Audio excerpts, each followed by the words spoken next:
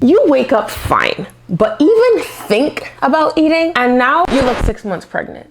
You're doing literally everything you've always done to keep yourself together, but the gut just won't go down. Your body didn't suddenly betray you. Perimenopause changes not only hormones, but gut function, inflammation levels, insulin sensitivity, even how you respond to stress. And honestly, this video may need 2 parts because it's a really big topic. So if your questions aren't answered in this video, don't even worry, we'll get there. Like the video, leave a comment, so the algorithm will bring you back for part 2. All right, now we're gonna answer my top questions.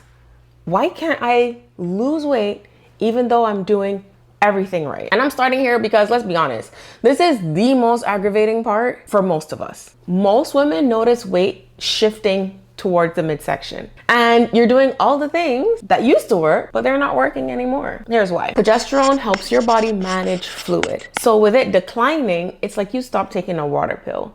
And now there's more fluid hanging around, which is also causing more bloating. 2, estrogen is fluctuating, but that affects the way you store fat. So all of these changes are a stressor on the body, and now we have to deal with the impact of cortisol. Cortisol is gonna hit the body harder because the body's already struggling to keep up. Now we're dealing with insulin, blood sugar, all kinds of things, and that's why we hold on to that spare tire weight. So the key is gonna be managing the hormone piece as well as stress. And not to sound that type of way, but honestly, there's something to be said for our high stress lifestyle these days. Because once upon a time, the body only had to have enough to manage raising chickens and milking the cows. The kids were grown, you were settled in your relationship, the house was built. You catch my drift? Now we're having kids later in life. We're working high demand jobs. We're starting businesses. We're doing all the things, all while managing these changes in our bodies. The next question I get all the time, why do I feel so bloated? Why do I look pregnant ever since perimenopause? A lot of women come to me frustrated because they feel like they're constantly swollen or like they look pregnant by the end of the day or like they're bloated all the time, right? Even into the face and things. And the thing is, these hormones work on more than just having babies.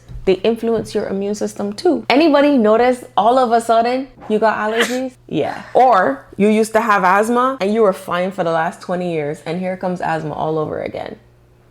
Estrogen literally fires up the immune response and progesterone calms it down. The latest research shows that even though all the hormones are dropping, progesterone is dropping faster than estrogen. So as you would imagine, we would see more inflammation, more food sensitivities becoming obvious, and the stress hormones are hitting harder than ever. And this is all on top of the water retention in the legs and the abdomen and everything we just talked about.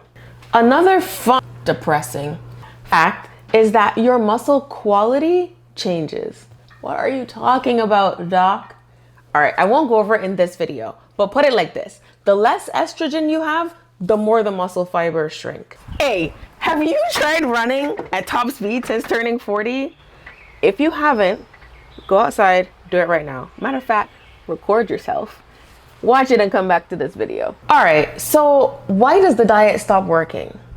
So many of us blame ourselves when the old strategies stop working.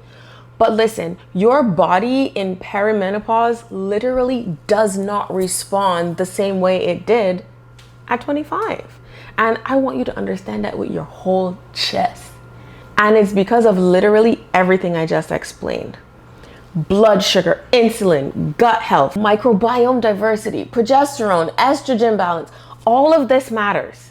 And I feel like for most of the women I help, it doesn't really connect that it feeds into this chronic stress and cortisol picture. The thing is that chronic stress actually can make menopause and perimenopause feel worse, which is why a lot of times the overly restrictive diets and the super aggressive workouts almost feel like they backfire. Severe calorie deficit, whether in the form of cutting calories or burning too many calories, is another type of stressor on the body. But listen to this.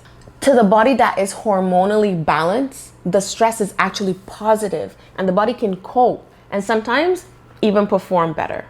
But to a body that's already trying to manage the stress of shifting hormones like yours, this added stressor pushes it over the edge, leading to faster burnout. So there is a pretty hefty concept that I'm gonna try to super ridiculously oversimplify, and it's called pregnenolone steal. So if you watch this video and you want more information, either let me know and I'll make a separate video, or type pregnenolone steal into your search engine. Okay, so here's the preschool version. All of our hormones come from cholesterol. So think of cholesterol like a big block of clay that your body uses to make hormones, right? Your body breaks down that clay into smaller and smaller pieces to create hormones like estrogen, progesterone, testosterone, whatever. When you're under stress all the time, your body keeps asking for more cortisol, but cortisol is literally an emergency signal to the body. It's protective.